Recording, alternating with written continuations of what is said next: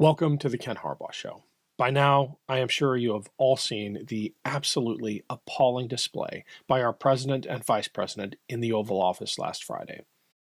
You don't have the cards right now. With us, you start having not playing cards. Right now, you don't. You're playing cards. Mr. President. You're playing cards. Serious. You're gambling with the lives of world. millions of people. You're gambling with World War III. You're gambling with World War III. And what you're doing is very disrespectful to the country, this country.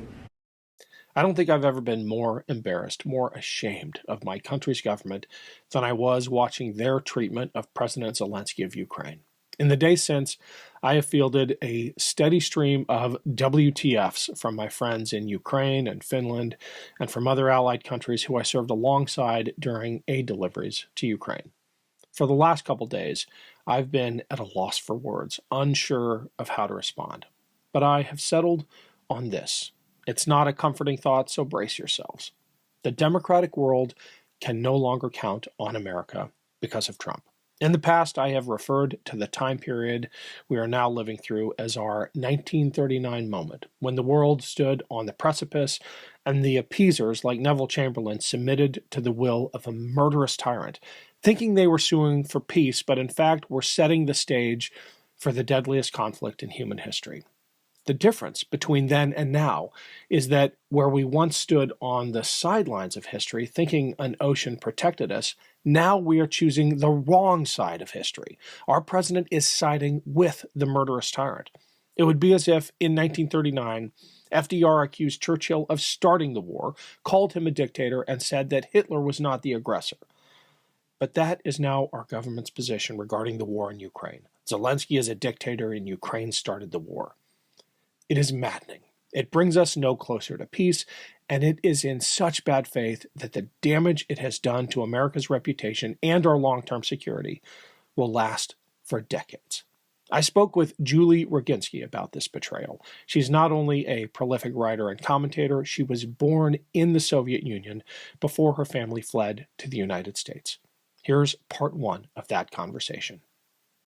Welcome to the Ken Harbaugh Show. I'm joined today by Julie Roginsky, a Democratic strategist who makes frequent appearances on cable TV, including Fox News, where she was a co-host. She's got an incredibly thoughtful Substack. We'll put the link in the show notes.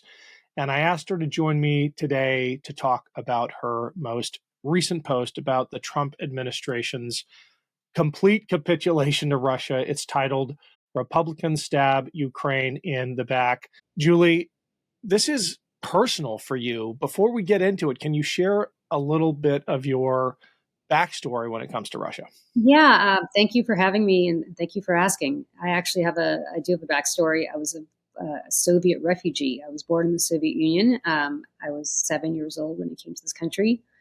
And I truly, there's a reason why immigrants love the United States. It's because we've seen the alternative. And so we know what the alternative is. And certainly I've seen the alternative with Russia and Vladimir Putin, who is nothing more than a KGB thug who now is the head of the country, who wants to reconstitute the Soviet Union. And so for me, who was born in Moscow and grew up for a part of my life in Moscow, and certainly has parents and grandparents who were dissidents, spent time in the Gulag, were shot by Putin's predecessors. For me, this is personal, and I feel in some ways like I'm sure certain Germans felt in 1933, ashamed of the country from which they came, and sit and look at horror at what they're doing and the aggression that they've just been fomenting, not just in the last several years with Ukraine, but really increasingly over the course of Putin's tenure the last 20 years. And so this is not a particularly political viewpoint. This is something that Republicans and Democrats used to agree on quite explicitly. Certainly, most of the senators who voted for Pete Hegseth, who voted for Kash Patel, who voted disgracefully for Tulsi Gabbard, were there well before Donald Trump, and continue to draw inspiration, as they always say, from Ronald Reagan. I used to work in the Senate many years ago, and I used to work with some of these senators. And I remember hearing them invoke Ronald Reagan's name over and over and over and over again. And whatever you may think of Ronald Reagan, I don't think much of him, but whatever you may think of him, he was incredibly hawkish on the former Soviet Union. And this is what the mantra of the Republican Party has been all these years. And then as soon as Trump comes along, they are so terrified. They've basically become eunuchs, that they have just capitulated on an issue that they know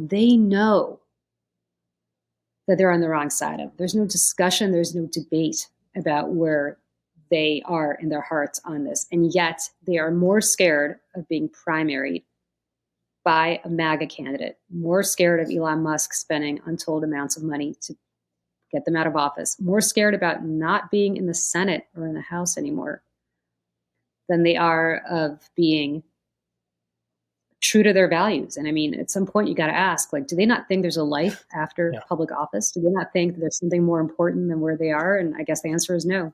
Are you putting any faith at all in this argument that there is the outward expressions of solidarity with Trump, and then there's what's happening behind the scenes, and that the Hawks are still the Hawks, but they have to play this game outwardly so they don't get primaried.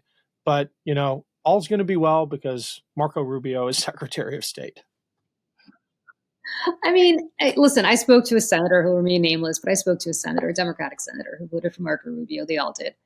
And he and I are friends. And he called me just to say hi, maybe about a week or two ago. And I said, by the way, what were you doing voting for Marco Rubio? Well, he's one of us. And I said, did you think Marco Rubio was going to have any freedom to do anything that he wants? I mean, Marco Rubio, you could stick Marco Rubio there. You could stick, the first guy you get off the New York City subway in that spot. They're going to do the exact same thing because they work for a man who has told us repeatedly where he stands when it comes to Vladimir Putin, which is that he trusts Putin more than he trusts our own intelligence services, that he wants to be Putin's quote unquote best friend. I mean, there's no question as to where Donald Trump is on this. And there's no question that Marco Rubio will have zero authority to do whatever he wants, much like his predecessor, Rex Tillerson, had no authority to do whatever he wanted when he first became Secretary of State in the first Trump administration. So, I don't really care what they privately think. I mean, their private thoughts are worth about as much as my private thoughts or your private thoughts, right? They have one thing that you and I don't have, their vote. And their vote has consistently gone to enable the worst tendencies of Donald Trump when it comes to the Ukrainian war, the worst tendencies of Donald Trump when it comes to enabling,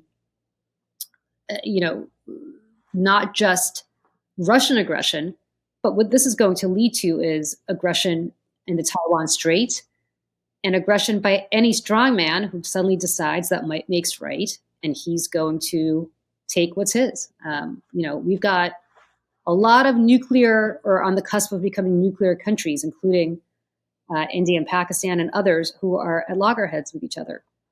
And if that's what we're going to do now, that is going to send a message to everybody that, hey, if you've got nukes, you can do whatever you want because nobody's going to want to tussle with you. So get ready for Saudi to become a nuclear state. Get ready for a lot of other countries that have the capability or will soon have the capability to go nuclear to do that, because they understand that that's what's been protecting Vladimir Putin, and that's what has not been protecting Ukraine. Because remember, we told Ukraine to give up their nuclear weapons in exchange for security guarantees.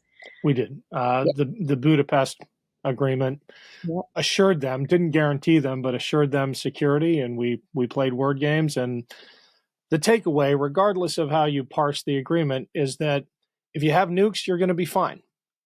Russia's not going to invade you. China's not going to invade you. If you don't, America's not going to have your back. Hey, it's Ken. Quick break to let you know we've got a Substack page for the Ken Harbaugh Show. If you want to make sure you never miss an episode, check it out. A lot of you already have. Thank you so much. And if you're able to, please subscribe. Every dollar goes back into the show to help with research, production, and reporting from places like Ukraine. None of this happens without your support. Thank you. Welcome to the resistance. You described accurately Putin as a KGB thug. That seems to be part of the attraction. It seems to be, when you were describing the strong man who thinks might makes right, I imagine you were alluding to Putin and Xi and Kim Jong-un, but Donald Trump fits that mold just as well. And when you look at Panama and Greenland and all that, I mean, he's cut from the same cloth. he aspires to it. I mean, look, if you're Vladimir Putin, you're saying, well, at some point, Ukraine and Russia were, back in the Russian Empire days, they were all part of the same country, and we have a shared history and we have a shared commonality. What do you have with Greenland that allows you, the United States, to suddenly say you want it? What do you have in common with Canada? In the whole history of the United States, you have never been part of Canada. Canada has never been part of you. So what right do you have to take it? And so effectively, we're kind of giving Putin and Xi and all these other people an excuse to say, as bad as we are, at least there's some rationale, potentially historically, for us to be unified, right? But if the real thugs here are the United States, what right do we have to suddenly acquire Gaza, right? To make Gaza ours? I mean, was any part of Gaza or any part of Palestine / Israel, was that ever part of the United States? Like, what right do we have to suddenly make that effectively a colony of ours, or just annex it to us? And so, Trump. It's not that Trump is incurious and not intellectual enough to understand his history. It's that I think deep down he's effectively a wannabe thug, and he wants to be like these guys. And I think part of the attraction for Putin is he just admires the guy. He just wants to do effectively what Putin's done all these years, which is to repress the media, to, I don't know if Trump really wants to kill his opponents, maybe, but certainly get rid of his opponents, to take what's his by might, by right of conquest. And who's going to stop him? I mean, the Russian parliament, the Duma, doesn't really do anything to stop Putin. And so certainly the United States Congress no longer does anything to stop Trump. Putin owns the courts, so does Trump. I mean, it's kind of like he took the Putin playbook from the year 2000, and within a span of a decade, to Trump's credit, has turned it into his own. He worked very quickly to make that happen, and he has. Well, and they're formalizing it in some ways. It's not just an aesthetic. You said Trump doesn't want to kill his opponents. I suppose he doesn't either, except that they have created a legal architecture to justify it. His attorneys argued before the Supreme Court that if he ordered SEAL Team 6 to kill a political rival, he would be immune if he did that under the auspices of the office of the president. And he's pulling security details from his political foes, who he knows the Iranians have hits out on, like Milley and Bolton.